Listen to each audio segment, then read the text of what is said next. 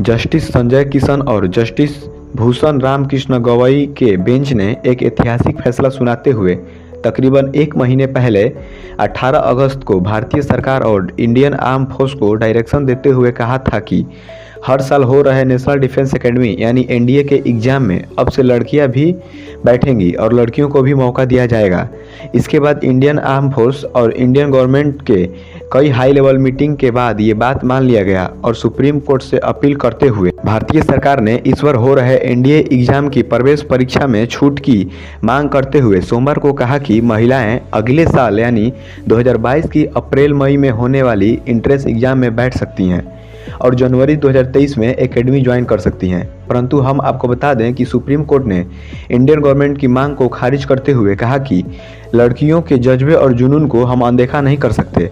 Supreme court ने Wednesday को इस बात पर जोर देते हुए कहा कि हम युवा लड़कियों की आकांक्षाओं को तोड़ नहीं सकते हैं और सेंट्रल गवर्नमेंट को ऑर्डर देते हुए कहा कि हम लड़कियों को नवंबर के एग्जाम में बैठने के होप को नहीं तोड़ सकते। इसलिए सेंट्रल गवर्नमेंट को कहा कि लड़कियों को आगामी परीक्षा के में 14 नवंबर को होने वाले एग्जाम में बैठने की अनुमति दी जाएगी।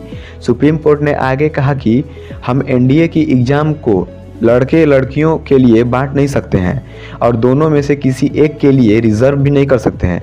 भारतीय सरकार और इंडियन आर्म चीफ ने यह सोचकर अगले साल यानी 2022 के अप्रैल मई में लड़कियों को बैठने के लिए आग्रह किए थे कि कहीं जल्दबाजी में कोई गलत फैसला न लिया जाए जिसे आगे चलकर पछताना पड़े। परंतु ऐसा लगता है कि सुप्रीम कोर्ट सेंट्रल गवर्नमेंट और इंडियन आर्म फोर्स की एक भी बात सुनने के मूड में नहीं है।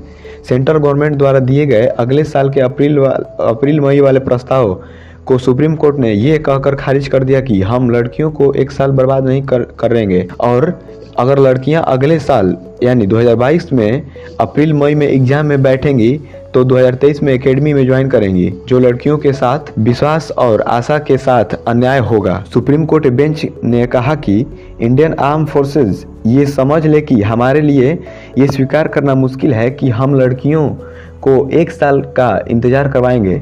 इंडियन आर्म फोर्सेस की मुश्किलों को समझते हुए सुप्रीम कोर्ट ने ये भी कहा कि इंडियन आर्म फोर्सेस सभी कठिन परिस्थितियों से पहले भी निपट लिया है और वो चाहते हैं कि इस कठिन परिस्थितियों से भी इंडियन आर्मी निपटे। बॉर्डर पर हो या देश के अंदर इंडियन आर्म फोर्स सभी इमरजेंसी से निपट सकती है।